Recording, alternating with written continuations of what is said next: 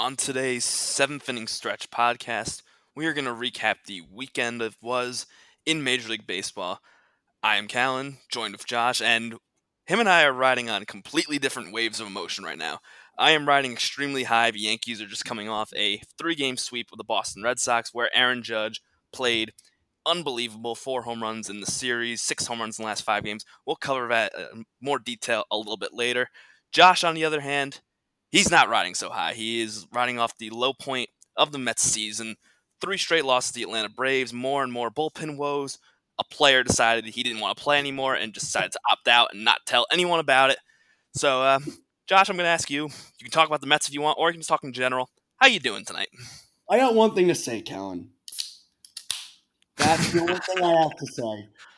What happened today left me, and I joke around that I'm left speechless.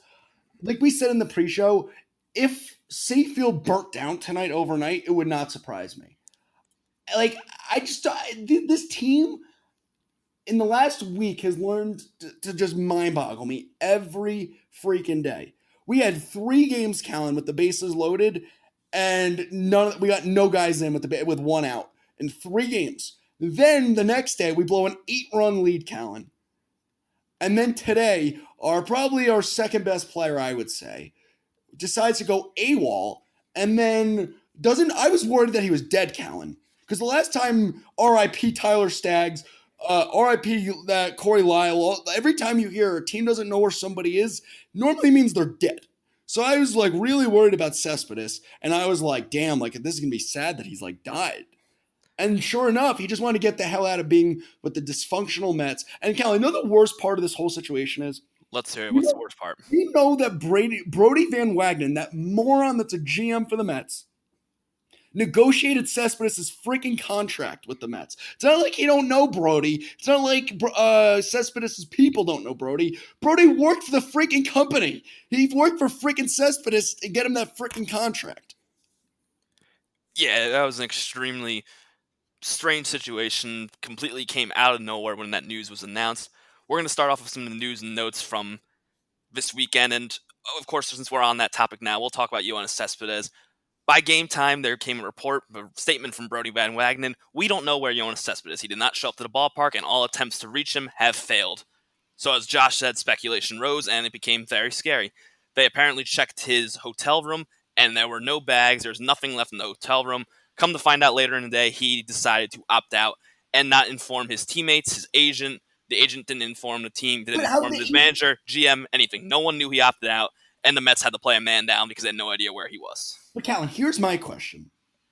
I've worked in baseball. I love all the guys that I've worked with, but a lot of them are not as self sufficient as to booking their own flight out of another city. There's a lot of like normally they have an agent or a travel agent that takes care of all this. Somebody had to have known, Callan. This is just like with Cespedes, like a year ago with the ranch incident. Somebody must have known, and we're never gonna know the truth because it's freaking Cespedes. Even though I love the guy, the Cuban defector who's a dog, I love him. He did not. There's no percent of me that believes that he booked his own flight out of Atlanta. There's no chance. Yeah, it's an extremely strange story. We know why probably he opted out is something we're getting into right now. The latest outbreak news, unfortunately, we have to keep starting the shows with these news. The latest coronavirus outbreak has hit the St. Louis Cardinals locker room. Their whole series this weekend against the Milwaukee Brewers was postponed due to COVID concerns. The latest reports had 3 players and 1 member of the coaching staff test positive, including Carlos Martinez, one of their starting pitchers. But now some of the latest stuff is saying that there are still some undetermined tests, some stuff that still has yet to be seen. There are a couple unspecified tests, which may make this outbreak even worse. Hopefully, we find out by tomorrow or Tuesday. They're scheduled to take on the Detroit Tigers on Tuesday. I wouldn't hold my breath on that one. With these latest reports, it sounds like they're going to keep playing it safe they were and postpone some of those games. Do you have anything to Yeah. add about that, or is it just kind of It's really same as usual and unfortunate. let's... Yeah, it's really unfortunate what's going on. It's really sad, and at the same time, we have to be careful though, because at the same time, as I say this, we got to see what happened with the alleged. I'm going to put this in air quotes. Alleged false positive tests that came out of the Phillies. With apparently, there's 2 different tests they take. apparently both guys tested positive on the one, and then the second one that same day at the same time tested negative on, and then they've tested negative ever since. So we have to be careful, and I don't think we know exactly what's going to happen. I think it's a fool if any of us pretend that we know what's going to happen. So we just have to see what happens. Luckily, Rick Renteria, who thought he had it, that's later on we're going to talk about. He woke up with a cough. He woke up with the sniffles. I think he found out it was just a good case of seasonal allergies. But it took him, 4 days to get back, Callum? Yeah, it was a couple days. You know how players are going to handle this right now. And it's, if they feel anything, they're going to report it. We saw it today. Joey Votto woke up, started feeling symptoms, reported to the team. He got placed on the IL immediately. They're not taking any chances. They already had a minor incident with Nick Senzel. Mike Moustakas missing time due to concerns with that. So if they're not taking any chances, he'll miss a couple games, and then they'll take the test. And if it comes back negative, it's better to be safe than sorry. Speaking of going back to the Cardinals real quick, we saw the impact of that. Lorenzo Cain, outfielder from the Milwaukee Brewers, who they were supposed to play this weekend, decided with all these concerns to now opt out for the season. I'm not going to blame anyone for making the decision. We're seeing how baseball is managing it. Though, Kellen? We can kind of blame Cespedes. I don't mind his decision to do it. I want to emphasize that because everyone's going to say I'm being wrong with how I'm approaching it. I have no issue with any player opting out for reasons. If they notify the team, they notify the players, they go about it the right way. However, Cespedes did not go about that the right way. I couldn't agree with you more. We understand the decision. If you're concerned about this, Yeah. I don't blame you. I don't even know if I would be able to play if I was a player right now, but absolutely, you have to inform the team. You have to inform somebody so they aren't worried about you that you might be dead, as you said. So completely agree. He went about it the wrong way, but as you said, good decisions. Final coronavirus note before we get into just normal baseball injuries. The Phillies and Marlins are expected to return to play. The Phillies, as you mentioned, there were some testing result issues, but they seem to be all good. All the tests are coming back negative. So they're set to start a series with the New York Yankees on Monday. I'm excited. And the Miami Marlins, I'm excited too. It's been a week off. I'm ready to see Harper back in the field, and I want to see Didi back in the Bronx, and that'll be a fun series. And then the Miami Marlins. Todd Sterling gonna do a home run call for Didi or no? I hope he does. And if it's just a regular home run, if it's not a game tying or game winning, something major. Yeah. But if it's a middle of the game home run, like the fourth inning, sure. He was such an important player for the Yankees when he took over for Jeter. He was very likable by the fans. Every Yankee fan will look back fondly over Didi Gregorius, and he replaced Derek Jeter very well. So he deserves the recognition as a good Yankee shortstop. And the Miami Marlins and their semblance of a roster they're going to have. They're claiming players left and right, making minor trades just to be able to field a roster. They're returning Tuesday, I believe, against the Baltimore Orioles. And among these players they're calling up their top prospect outfielder, Monte Harrison, who will make his Major League debut likely during that series. But it's good to see that those teams are going to be able to get back on the field. Phillies with their full roster, it seems. Marlins with a semblance of a Major League roster. Hopefully. I feel like we're watching a mixture of the Miracle on Ice team. If they somehow go on a run, it would be a mixture of the Miracle on Ice team or at the same time the replacements. I feel like I'm watching just a bunch of random scrubs get put together that are remotely healthy that would not be on any other roster just to play. Oh, if they do anything this season, it'll be a huge story. It'll be super exciting for baseball. I'm almost rooting for it, Callan. I'd love to see it. I mean, if for a team like the Marlins who suffered the biggest outbreak, hopefully the largest outbreak we'll see this season, to all of a sudden go to being a playoff team by just putting together random players they can find who just off the 60-man rosters of other teams and put together some semblance of a roster, why not? It's been such a crazy season already. Why not see the Miami Marlins go on a run? I guess one last coronavirus note that we've got is good news. Aroldis Chapman was cleared to return from the New York Yankees. He's starting to throw bullpen sessions. He should be back sometime soon, which would be a much-needed addition after Tommy Kahnle. You're going to talk Tommy John surgery. Bad bullpen. I would trade whatever scrub on the Yankees right now for all of the Mets combined. Oh, yeah, you could use... The Yankees have 4 or 5 guys in their bullpen who could be a closer for the Mets right now, no doubt about it. And also, closer Keone Kela is cleared to return for the Pittsburgh Pirates. Oh, that's good. Just good news for that. Austin Meadows is also working his way back. I'm not sure he's cleared yet, but he's very close to returning for Tampa Bay Rays. He's a big contributor. the Rays are going to turn into a very serious contender if Meadows comes back. Yeah, putting him back in that middle of that lineup, I couldn't agree more. Would be a huge impact for Tampa Bay Rays, who we'll get in the very series. Did not look so good this weekend. Had a rough series this weekend, but I wouldn't be too concerned. So on to the baseball news that's not COVID related. Couple injuries, nothing too crazy. I think the biggest one to make a note of right now is what happened today. Shohei Ohtani had another rough start for the Los Angeles Angels, only going an inning and two-thirds. Joe Madden, some reason, left him in to throw 46 pitches in his second start off Tommy John surgery in a single inning, not in the total game. I don't know how you can let someone throw over 40 pitches an inning your second start coming off Tommy John surgery. But after the game, he reported his arm's feeling uncomfortable. He's going for an MRI. I'm definitely worried if I'm the Angels. Oh, that's good.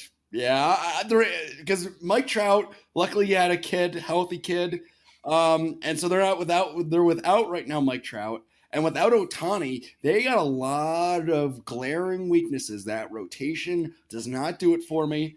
Yes, they have a good lineup, but their pen is a lot left to be desired.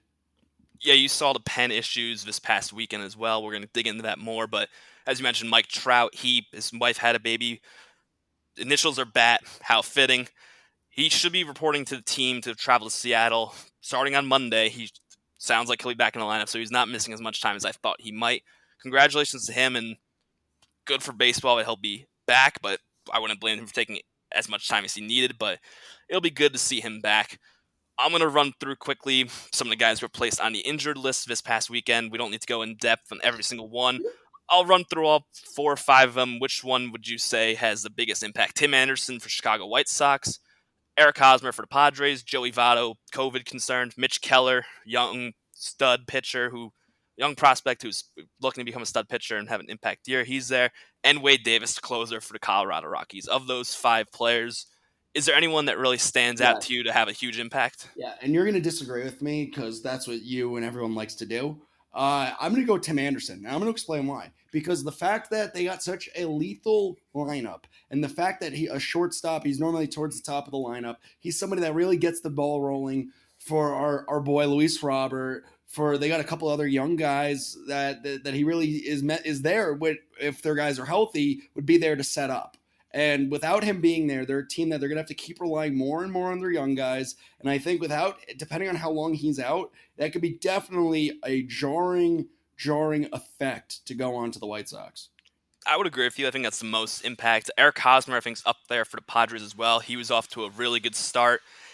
He's just been ill. It's not COVID related. He has some stomach issues. I can't even remember exactly what the diagnosis was, but it wasn't just your simple hangover, flu-like symptoms, or any other thing. It seemed like a serious illness with him that's not COVID-related thing. I think I'm going to have a stomach issue by the time I'm done watching the Mets, Callan.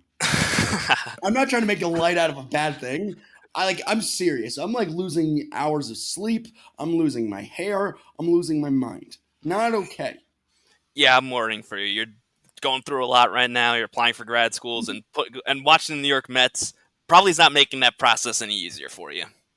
Yeah, the Mets are just great for doing that. But I can have a whole Mets show. I'm going to try to wait until the Mets get brought up again to go off.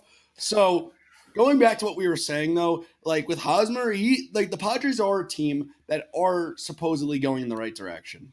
They are a team that I believe is going to overperform. In our preseason show, we talked about it. They've got Tatis. They've got Machado. They're going to be bringing up Mackenzie Gore. They're going to be bringing up all their different young studs that they have and really are big contributors in that lineup.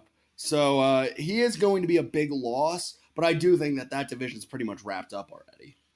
That division might be wrapped up, but with the 8 teams in the playoffs, the Padres definitely are in contention for one of the remaining wild card spots after possibly even second place in the NL West. But he was off to a good start. He was known for being not being able to put the ball in the air. He was struggling to get into his new fly ball revolution, but it was very early, only a couple swings, but he was starting to lift the ball a lot more, something to keep your eye on. But that would be a big loss. I do agree they might have some youngsters to fill in while he's gone. Hopefully it's not a long-term thing. We're going to move over to the game action right now.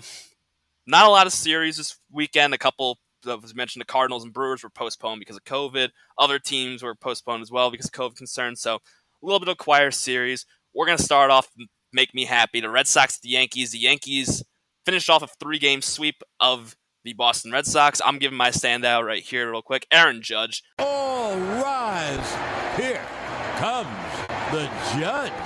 6 home runs in the last 5 games, 4 home runs in the weekend series. He looks back. He looks healthy. And the Yankees are rolling. Of course, there are some concerns, but I'm going to take the positives out of this series. Things are looking really good. Luke Voigt's starting to swing the bat better. Gio Urshela is starting to hit the ball better. DJ LeMahieu looks back and healthy from ready to go after missing the first game and easing his way back because he had COVID during summer camp. So, real good signs for the Yankees this past weekend. Any other takeaways? Yeah, no, that described it well. They were able to beat up on a bad Red Sox team, but if I were a Yankee fan, I'd be happy that they're able to beat up on a bad team because you got to beat those teams that you got to beat. And then if you could split against some crappy teams, or if you can beat the bad teams and then split or take a percentage of the really good ones, that's the difference between a good and a great team. And that Yankees took care of business this weekend. Yeah, they started off 6-1 for the first time since 2003. Just a little fun nugget I saw that was interesting. Of course, the one concern I'll put before moving on, James Paxton, you got to get going. This is another poor start on Sunday. He's yet to find his mechanics. I think the back injury, that may not be bothering him still, but he has not been able to get himself going after being sidelined for probably not being able to do as much work during quarantine because getting over that back injury. Hopefully he gets himself going because the Yankees will need him down the stretch. To be fair, Kellen, and I'm not trying to ruffle any feathers here, but like this is what the Yankees kind of he's known for being a little slow to get started. This is what every scout I've heard talk about say. They know that it takes him a little bit longer to get started and the injury concerns, but when he's on and once he gets his mechanics and everything going, that it's going to take. Everyone says it's going to take time with him, but once the time is taken, he's able to deliver pretty well. Oh, I think you're completely right there. I think it's a really good point. Is you don't want to panic yet because, as you said, he's a slow starter. It takes him time to get going, but we saw last season down the stretch when he was healthy and he was on. He's one of the most dominant pitchers in baseball, and you can add that to the rotation with Garrett Cole. It's really exciting. So I'll give him some more time, but it's getting to the point. 2 starts in the season where you're only probably going to get 11 starts or so. There's not too many more starts he can give before you start getting more concerned that he might not be able to get it fully going. He might start getting better and be fine, but I don't know if he's going to get back to that elite point. What my question for you is, and I know might be putting you in a bad spot, but if in fact they do hypothetically go rogue and put him in the bullpen, or at least for the time, a little bit of the time being, where do you see the Yankees going in regards to potentially replacing his spot in the rotation?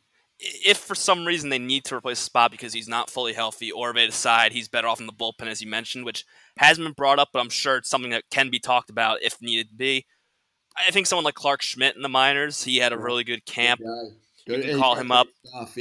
Yeah, we saw last year they were good on when they had Chad Green as an opener. I don't think they want to do that again, especially now with Tommy Kahnle out for the season, but that's an option. I would expect Clark Schmidt to probably come up, but it's not something I'm thinking about yet, but I guess it's something to keep in mind that maybe he could have to go to the bullpen if he's not fully stretched out or fully ready to go and can't find his mechanics. But the knock I would say on Clark Schmidt is he's about 22 years old. They did draft him out of college, so he did have that, but he's very, very raw in minor league baseball. He only had, I want to say, about 25 or 27 innings, not even in Double-A. He didn't play at all in Triple-A last year, and so he's one of those guys that.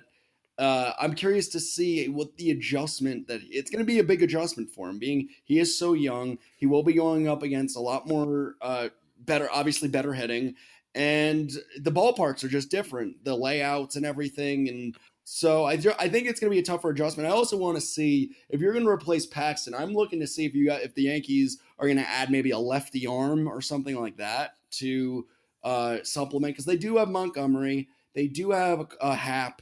But the question is going to be, I think they could be in the market to try to balance it out a little bit. They could. I don't think they're obviously not there yet. Paxton is supposed to be at number 2, so we're going to wait a long time before they even consider replacing Paxton. But as you mentioned, a trade also could be possible.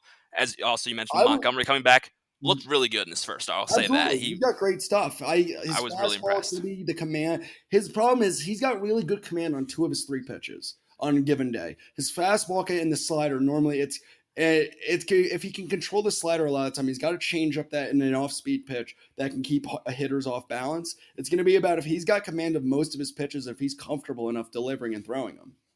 Absolutely, I couldn't agree more. I was going to ask you one other quick thing. Oh, go for it. Yeah, go for it. Yeah, the guy on the Tigers, Drew, the pitcher who's hurt, who's supposed to be their ace for the Tigers. I can't remember off the top of my head, but continue. He almost got dealt at the deadline last year. And so the question is going to be now is, once he gets healthy, do I think a guy like the team like the Tigers or somebody like that could potentially look to trade him to a team maybe like the Yankees that could use, but maybe down the road, they're going to be teams maybe like the Dodgers, maybe like the Astros or the Phillies. There's a lot of teams that are going to need starting, and we're already starting to see some of the weaknesses on a lot of these teams. Yeah, I think the Tigers do have an arm, Matthew Boyd as well, who could be Boyd. That's what I'm talking about. Boyd. Yeah, that's it. Yeah, he's someone who can be looked at the deadline, but it's too early to tell. Who knows? The Tigers may decide they want to try and make a mini run at this, as you've said. But that's so funny. Think about the Tigers going on a mini run. Who knows? They've looked good so far, but we don't want to make this an entire New York Yankees show. As much fun as that might be for me, we'll get into the Mets right now, just so we can get the two biggest teams on this show done right now, so then we can ride through the rest of the series. The Mets, as Josh mentioned, they lost 3 straight to the Atlanta Braves with the Game 4 on Monday. My big takeaway before I let Josh go on any other rant if he needs to. I got nothing else to say about this. Nothing else. Okay, I'll say it. The Mets bullpen, as we have said in every show so far since the season start, it's been a major issue. 8-run lead blown this past weekend. Dellin Betances did not look sharp. Edwin Diaz was brought in today in a 3-run deficit just to try and somewhat get him going. It's a mess right now in New York. There's not much more to add. And then the lineup I'm going to go to Khaled, these names in the lineup you would think are good. They stink. There's been a lot of hit right now. McNeil looks lost. Nimmo is all right, but Wilson Ramos can't hit for his life dependent on it right now. I've got no faith in this team, Callan. And Jimenez, the top prospect, like I'm going to say this every week, stinks. I wish somebody would listen to me because he stinks. He's awful. There have been a lot of slow starts for New York, that's for sure. I expect Dominic Smith to be the main beneficiary, if there is any way to do that, of Yoenis Cespedes opting out. He'll likely slide into DH unless they want to DH J.D. Davis, moves on the left field. They trade for Billy Hamilton, so who knows? He might get playing time. But number 14 prospect in the Met organization for a guy that's going to be DFA'd by the end of this season. He's a guy that they didn't even want, okay? The Giants, who stink, didn't even want. The Mets are going to Mets, but I'll move over to Atlanta. They continue to impress. I think their pitching has looked good, even with their youngsters. Touki Toussaint pitched this weekend, looks good. Kyle Wright pitched on Sunday and looked good as well. He blanked the Mets the other Ronald Acuna is starting to get better. He finally, to be fair, Acuna started out very, very slow. He started off slow, but he's starting to show his flashes of how good he can be. His first home run this weekend gave himself a little curtain call, which why not in a quiet season? One name I'm going to keep bringing up, Dansby Swanson, is continuing to impress me. He's really played well. He went 4 for 11 this past weekend. He's looking really sharp and might finally be looking to live up to that number 1 pick. I think upside that he had. He's very, very versatile. He's got great speed. He's a great defender. It's just, I feel like with him, it's just putting all the pieces together at the same time. He can't do it. It's either his glove and everything's going to look good, and then he's going to struggle against left-handed pitching, or he'll get injured, or he just won't have a good fit with the teams that he's on. No, I agree. It's been a lot of, he's got the tools. It's just finally putting it together, and maybe he's finally doing it now. Braves, I'm really excited for, and they've looked good. Moving on to our podcast favorite team, the Cincinnati Reds. They finally won a series. They took 2 out of 3 from the Detroit Tigers this past weekend, including in the doubleheader on Sunday. Josh, do you have any takeaways from this series? I like to root for the Tigers just because I know how bad they are, and I think they're going to be. I'm going to say this very boldly, and this is going to ruffle some feathers. I think the Tigers are going to be the new Houston Astros in about 3 years. They're built similarly.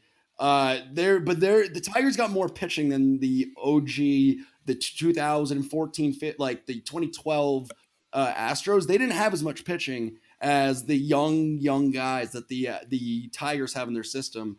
with Scooble, with Matt Manning, with Alex Faedo, with Casey Mize, with Matt Manning. They've got like 4 or 5 guys that if any of them if 2 of them pan out to be as good as they could be, they're going to be set. It's going to be they're going to have to develop a lineup around them. And that they also kind of remind me of like the 2014 Mets when they had Syndergaard and DeGrom and they had Harvey and Matz and Wheeler. It's very, very similar to that. And those Mets those years had no hitting. I think it's a really good comparison. I think they took number 1 pick Spencer Torkelson, excuse me. Yep. Maybe that's the foundation you need for a lineup, and then they're willing to spend some money if any other prospects develop. But I'd agree the Reds are going in the right up. direction. What I was going to say also is now that I got that out of the way, at least the Reds are starting to get Castillo's starting to go in the right direction. They're starting to get Trevor Bauer had a hell of a performance the other night, 7 innings, 2 hits, 2 walks, 7 Ks. So they're going in the right direction, which is good for the Reds. And they got to put all the pieces. Moustakas is going in the right direction. Yeah, you took the Trevor Bauer point I was going to make right from me. Oh, that's good. Complete game shutout in the 7-inning doubleheader that is now in place in Major League Baseball on Sunday. Nick Castellanos had a really good series, 2 home runs in 10 at-bats against his former team. Yep. And then Anthony DeSclafani, he came back from the IL. He was supposed to slot in as the 4 or 5 starter, and he had 5 shutout innings with 7 strikeouts. If he can be a solid pitcher at 4 or 5, we mentioned how great the Reds' rotation and having him pitch at a high level. I like the pen more than you think. I really do. They've got the names. It's just can they put it all together? Because we saw over last week how that can be an issue. But I agree. Their pen has some names you wouldn't think. Michael Lorenzen, I'm really impressed with at times. And I do agree. Pen is underrated. It's just can they put it all together? But as you said, Reds back on track. We like to see that. Moving on over, the Baltimore Orioles took on the Tampa Bay Rays this past weekend, and the Orioles finished off their first sweep since August of 2018, sweeping the Rays in 3 games.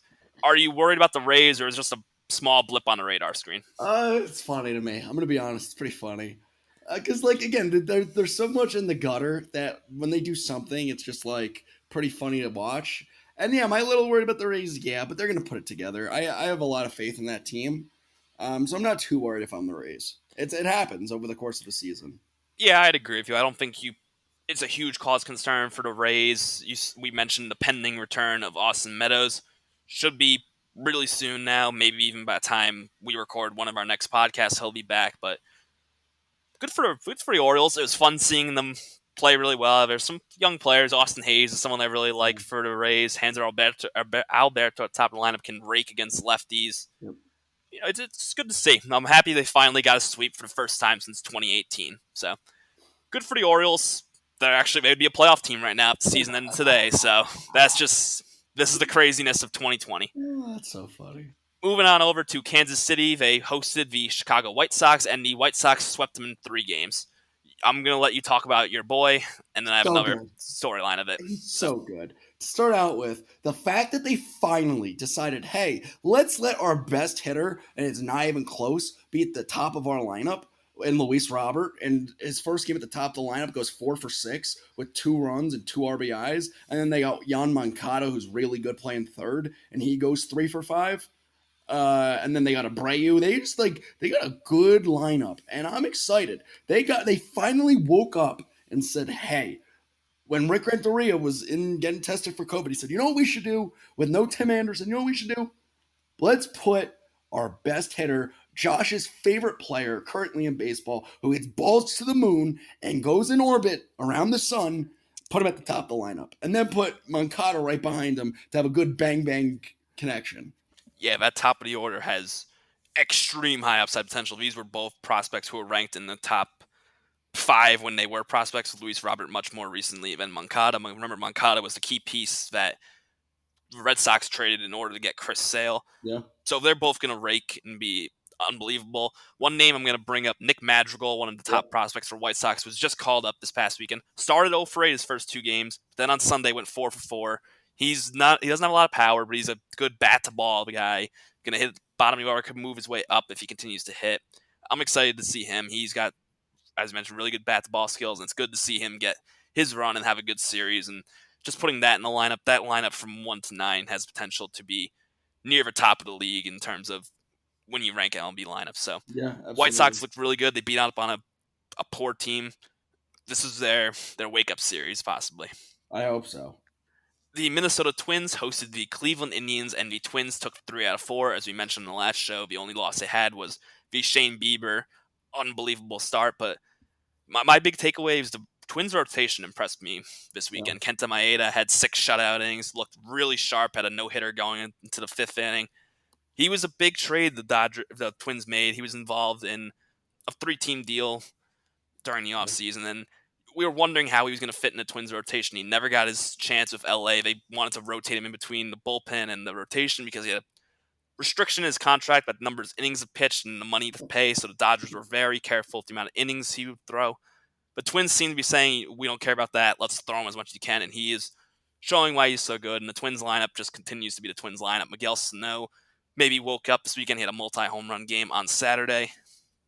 Twins are legit. I'm going to say that for sure. We know that, but this weekend continues to enforce it. Yeah, Kepler's really good. Kepler's and then, good, yeah. What the hell were they doing today? Doing the pretty much just a spot start with Tyler Clippard today. I didn't know Tyler Clippard was still pitching. I thought he was done in 2017 with the Mets.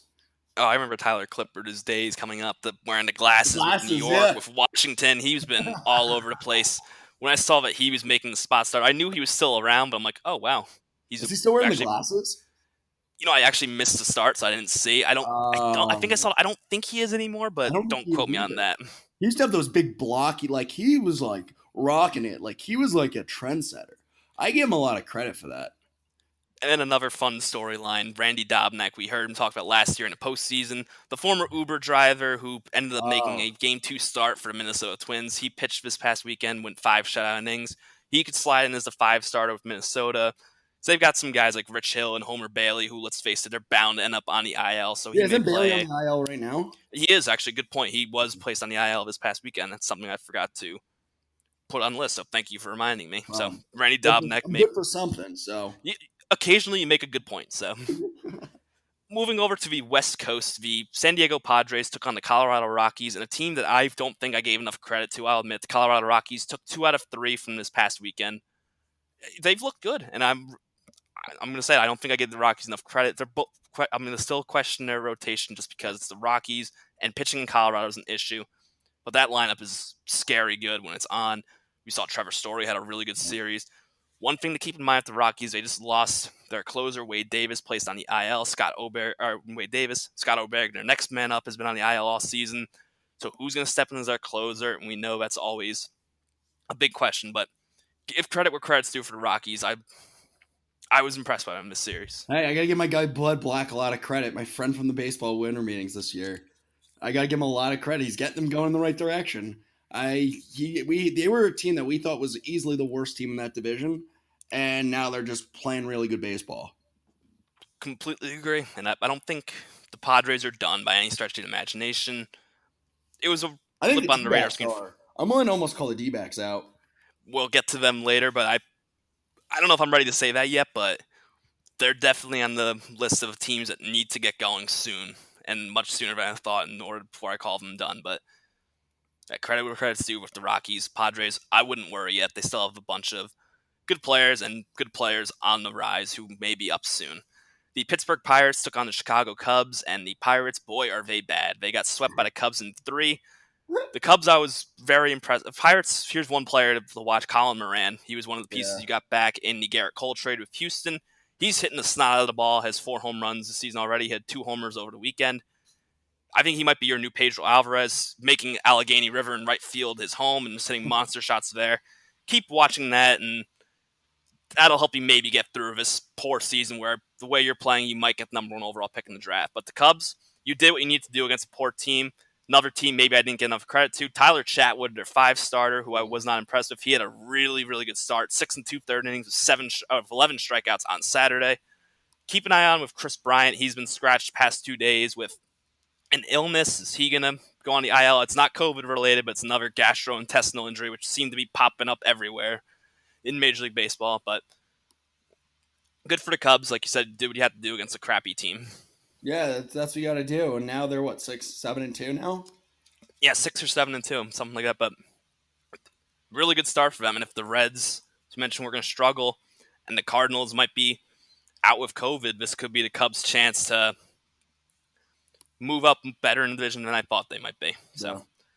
the Houston Astros, after getting thrown at this past weekend and getting swept by the Dodgers, they bounced back. They took 2 out of 3 from the Los Angeles Angels. More injuries for the Astros though. Roberto Ozuna is on the IL. He had elbow soreness after his save opportunity the other night. So that continues to be concerning for them, but they've gotten it done so far with the young pitching staff. Can they keep going the rest of the season? Maybe.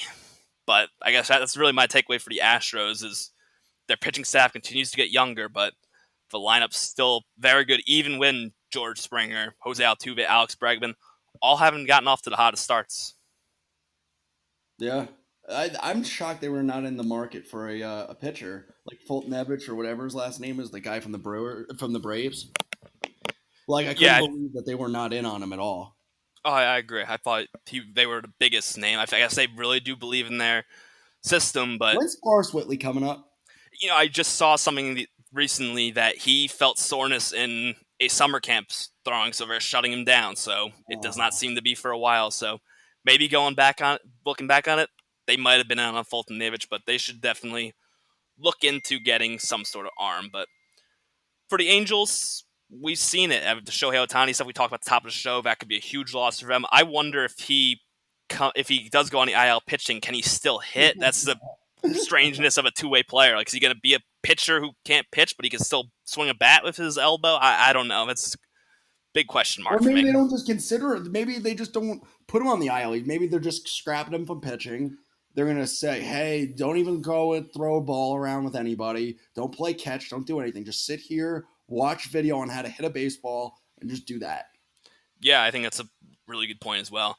And then the surrounding cast, Anthony Rendon's not gotten off to the best start of his Angel career, but he's Anthony Rendon. I'm not worried. I'm more worried. Justin Upton is barely hitting over 100 to start the year. He's going to be a huge bat in the middle of that lineup. They'll get Trout back, which, of course, is needed. David Fletcher's looked really good at the leadoff spot, but him and Albert Pujols. I'm looking at their lineup from today on Sunday, and there's a good 4 guys I've never heard of from the Angels lineup, which is troublesome. Yeah, not having Mike Trout's a big issue, but yeah, and especially when Shohei Ohtani starts, you lose 2 bats in that lineup that are huge right now. But yeah, they're going down that lineup. It is a bit worrisome, especially Brian Goodwin, Jared Walsh, Michael Hermosillo, Luis I'm not going to try to pronounce his name. The second baseman that they have. Luis Renifo. I think we got to make a game for a future podcast. Get some of the more difficult names to pronounce in baseball and try and see if you can get any of them right. That would be for good entertainment. But I do agree. The lineup, they've shown some weaknesses the past couple games. Their bullpen you mentioned earlier, and that lineup depth could be an issue. They need Pujols and Upton to get going, especially if Ohtani. Hopefully, at the best case scenario for the Angels, I think they've got to shut him down pitching. He's clearly not right. His head's not walked 5 guys against the inning in 2/3. Something's up with him pitching. You can't let him throw the rest of the season if you want to still try this two-way thing in 2021. Yeah, he's mentally just not there. That's his problem. His head's just he doesn't trust his stuff right now. You could tell his velo's down, spin rate's down, his everything's down right now. If you look at the numbers, he's just not trusting his stuff. Yeah, I completely agree. And as we mentioned multiple times, huge problem with the Angels because they don't have that depth behind him. But Dylan Bundy's looked good, but is he really a guy you want to trust as your number one? Griffin Canning's looked good, but again, do you want to trust him at the top of rotation? I'd be concerned if you're an Angels fan. But continuing on the West Coast, the Texas Rangers were in San Francisco to take on the Giants. The Giants took 2 out of 3 from the Rangers. I think this is more of a sign of the Rangers, the struggles they're going through right now than the Giants being good personally. But yeah, am I seeing it any differently than you? Nah, you pretty much hit the nail on the head right there. Yeah, I think the Giants they're the oldest team in baseball, and even their veteran guys are just, Evan Longoria was fun in his prime, but he's getting up there and doesn't look like the same player. But more with the Rangers, I'm concerned. Their pitching staff, as you mentioned, they lost Kluber. Jose Leclerc, their closer, is going to be out most of the season, so who's going to step in as the closer there? That's just a big question mark. Joey Gallo's looking good, and he, as you mentioned, can hit a ball to the moon if he can. So that's something to keep watching for and be excited about. They have some young players, and Willie Calhoun and Nick Solak, who I like. They haven't gotten going yet. So they're going to need those bats to wake up if they want to do anything this season. But Rangers are one of those teams that if they want to compete this season, they need to get it going like now, because Oakland's starting to roll. Houston, though they're battling injuries, they're continuing to win. And then also, yeah, it's really at the Angels I'm getting concerned about. So if Texas wants to compete this season, they got to get going soon. Yeah, absolutely. Who would you trust more, I guess, right now? The Texas Rangers with that injuries, or the Angels with potentially no Shohei Ohtani? Or is it really just neither of them will make the playoffs, you think? I think neither of them are going to make the playoffs, even though I've crazy enough. I have a lot more faith in the Rangers than I do in the Angels right now. I think I'd still lean the Angels, just the Trout factor always is there, and anytime that has Mike Trout, I'm going to lean that way, but they've got to get something going too. Both of them really are on that side of they got to get something going now. Staying in the AL West, the Oakland Athletics were in Seattle taking on the Seattle Mariners, and the Oakland A's took 2 out of 3. A's continue to impress me. I think Ramon Laureano's becoming a staple in that lineup in the middle of that spot, 2 or 3 most of the time he's hitting, and he's playing really well. And add that to with Matt Chapman, Matt Olson, and Marcus Semien, that top 4 could be in the contention for one of the better top 4s. It's completely underrated. Their pitching staff, too, is looking good. Chris Bassett at 5 2/3, 7 strikeouts the other day.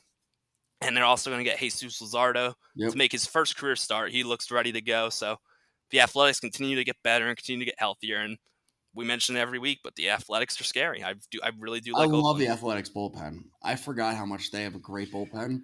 Does that have anything to do with you dominating with me, with them, with MLB The Show the other night?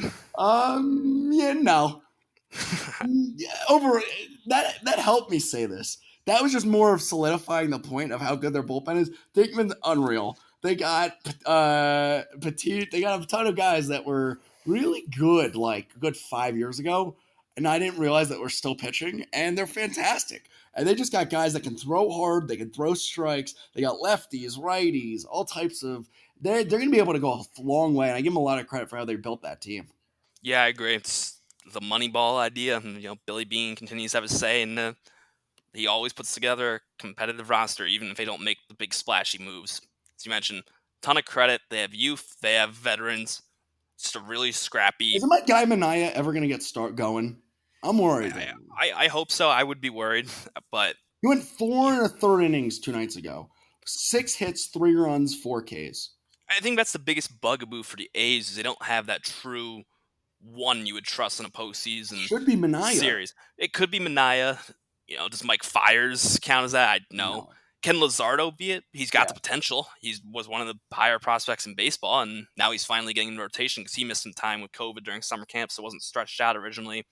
But now he's ready to go and make his first career start. Can he be that one?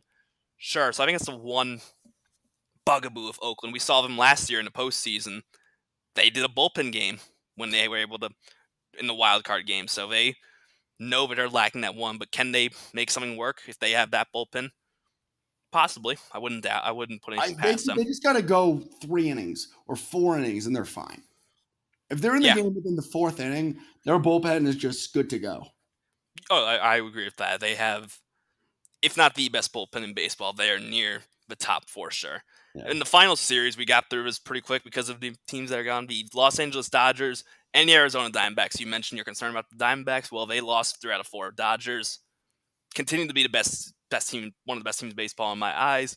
Clayton Kershaw made his return from the IL, going 5 2/3 innings with 6 strikeouts on Sunday. Looked like vintage. I wouldn't say vintage Clayton Kershaw, but he shows why you can never doubt him and that he's still going to be incredible. And put him with Walker Buehler, and you have a really, really good 1-2 punch. And that lineup, as we mentioned, really, really scary. Even with Cody Bellinger struggling to start the season, Corey Seager hit the snot out of the ball, went 5 for 11 this weekend with 2 home runs. At one point, he led the league in barrels, just basically hitting the ball in the barrel extremely hard. He's been, Yeah, if you show who's hitting the ball hard and hitting well, go look at barrels and all those Statcast metrics. But I've been impressed with him. He's finally being that middle order bat that Dodgers need. A little concerning today was that Mookie Betts got pulled early after getting hit by a pitch. The X-rays came back negative. He seems like he should be fine. Maybe we'll miss a game just as precaution because the Dodgers have the depth to keep him out a day and still probably clobber a team. But Dodgers look really good. If you have anything else to say about the Dodgers, or we can move on to why you're scared about the Diamondbacks. Dodgers, they look good. They got a hell of a lineup. They got a lot of, even when the guys go down, they might not play their best game. They don't need everybody to be on their best to be able to win, which is great. AJ Pollock, a great addition in the outfield. They got Bellinger, who's not even playing his best. Justin Turner's not playing his best. They got so much depth all over the place that they don't even need to play their best. And I give them a lot of credit for being able to do that. Knowing that they've got Kershaw, they got Dustin May, they've got just the young arms that are just able to throw innings for them is going to put them above and beyond any other team in the NL. Yeah, they throw Alex Wood on the IL and you get Kershaw back and you keep Dustin May. I mean, like you said, they have a ton of depth all over. Gavin Lux is still sitting in the alternate site waiting to be called up. He was really crucial to them down the stretch last year in their NLCS run, but like you said, ton of depth. Diamondbacks, I can understand being concerned about them. They've had some hitters who haven't gotten fully going yet. Their pitching has been a little concerning. They still have some young guys in Luke Weaver, who I like, and Zach Allen, who I also really like. And putting them behind a grizzled veteran in Madison Bumgarner and Robbie Ray, another young guy. They have the potential to be there. I'm not going to downgrade them after losing 3 out of 4 to the Dodgers because almost any team in baseball would probably lose 3 out of 4 to the Dodgers right now. So I'm probably not as concerned as you are, but I can see being concerned with them. Yeah, they're not hitting. And a guy that they were going to expect to use a lot was Domingo Leyva, who's now was before the coronavirus stuff was suspended for performance-enhancing drugs. He was suspended originally 80 games, and he was supposed to be a big contributor as an infielder for them. That's a really big concern. Is what are they going to do? How are they going to replace? And they're trying to figure out what they brought up. Andy Young today. They sent down Kevin Crone. They're trying to figure it out, and it's just not working well. Nick Ahmed's not going. Christian Walker's been really slow. Calhoun's not been really going. A lot of these guys, the key pieces in the lineup, are not rolling. Yeah, I think it's a lineup when it's clicking. You have Starling Marte and Ketel Marte right at the top. You have Eduardo Escobar, who's come on. Christian Walker, who's another guy who's just hitting the snot out of the ball, just extremely hard last year, making really hard contact. Jake Lamb, who's finally getting a spot because of DH in the NL.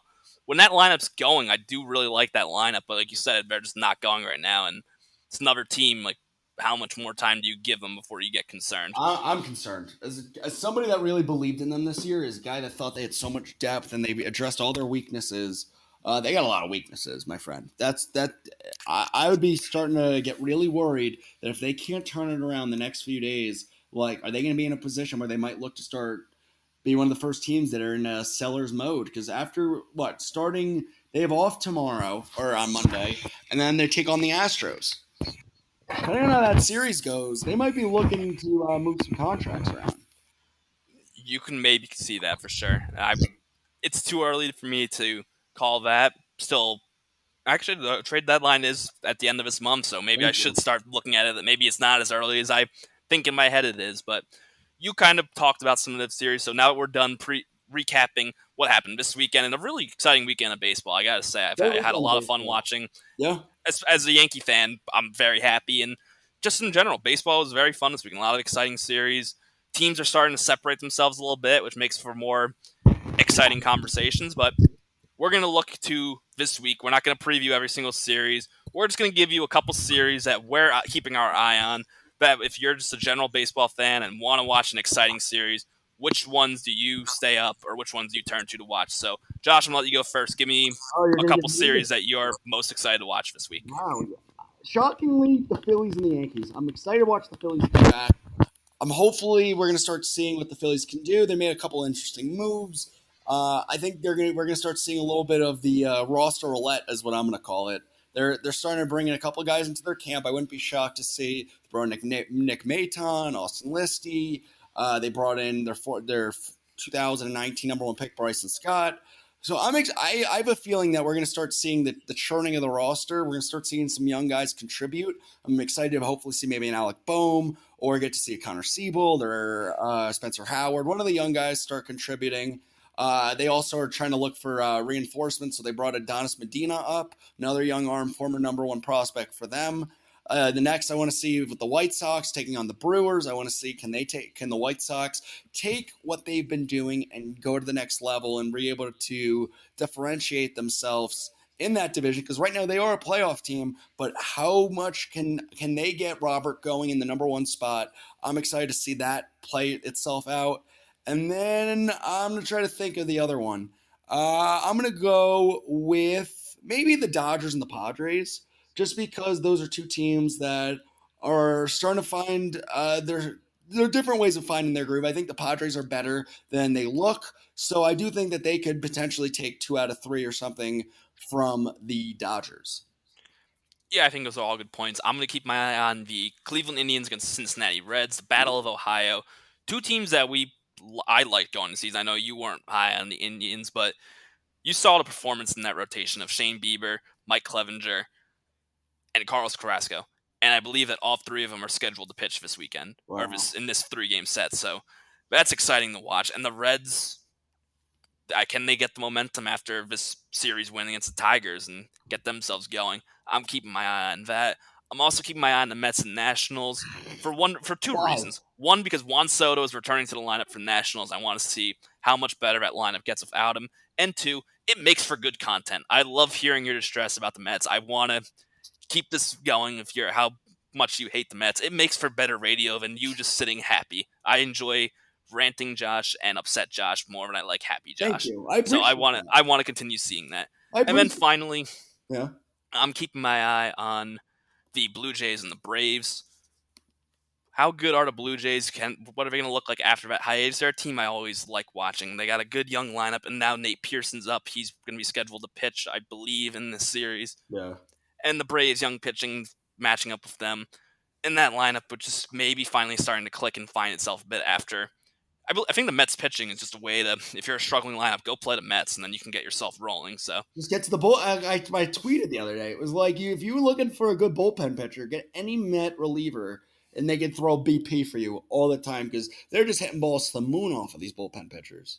Off of these, I call that now the Mets bullpen pitchers.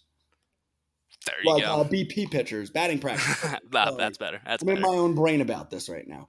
Their bullpen is their batting practice pitching. It took you a while, but we finally got to your point. But thank you. There you go. I think that's a good analogy. This is what the Mets are doing to me, Callan. I'm not going to know my name by the end of this. It wouldn't be the first time. That's true. But before we end the show, is there anything else that we might have missed that you feel is pressing in the world of baseball from this past weekend? Not really. I'm curious to see how bad the Royals are going to be. We know we're going to see Matt Harvey soon. We know it's going to happen. I can't wait. It's just going to be so bad. But I like the redemption tour, though. I do like the underdog story of him. And I think that he might be good, though. I don't know. You might call me. I'm not going to bet money on it or anything. I wouldn't be shocked if he starts to pitch better. And he's like, you know what? I'm no longer the Dark Knight.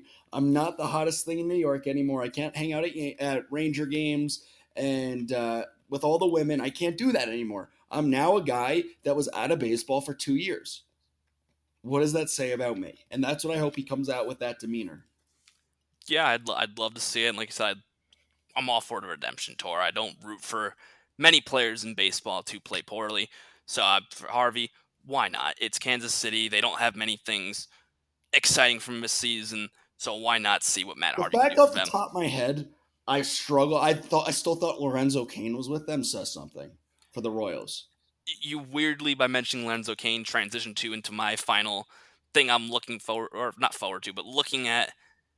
We saw Cain and Cespedes opt out, as we said. Are there going to be any more players who decide, with the risks and the amount of COVID cases that are happening in Major League Baseball? Or is there anyone else that by our next show decides to opt out? It's something I'm keeping my eye on. I'm not rooting for it, but I feel like there might be, especially if the news about the Cardinals situation does take a turn for the worse, which maybe it could, but who knows at this point. It's a little bit of a sour way to end the show, but I think this is It's better than talking about that when I wanted to hold a moment of silence for the Mets. It's better than that ending of it. You know what? Yeah, I think that's a good way. If you're gonna remember this thing, remember this: we're on two sides of the world right now. I am at the highest point of the roller coaster. Hopefully not taking a drop. Josh has taken a complete drop and is at the bottom, not even moving. The roller coaster has stopped at the complete bottom. It is not exciting for him right now. But yeah, we already got to the, you ever go to a water park when you go and you're on those turns and then you go down and you smash into the water? That's what we're at right now with the Mets. Yeah, he's already at the water. The ride's over. That's it. He's not excited. He's not even going to take the walk up because there's probably no reason to go up anymore for the Mets. And me, I'm sitting at the top. I'm waiting to slide down until I'm going to take the ride multiple times and enjoy the rest of the season. But that's what happens when you have competent management, Callan. When you have a general manager that trades what is it now, 8 or 10, or it's 8 in the last year of the top 20 prospects for the New York Metropolitans have been traded away. What does that say about your team? You've traded away so much of your young guys to have nothing, and it's not even like you're a good team. When you're a good team like the Yankees and a couple other organizations that both build from within, they don't trade away. Every prospect count the Mets have traded away have turned into studs. Absolute freaking studs. So we should expect this Billy Hamilton trade to backfire the Mets incredibly. But yeah, watch this new guy. He's going to be like the next Noah Syndergaard.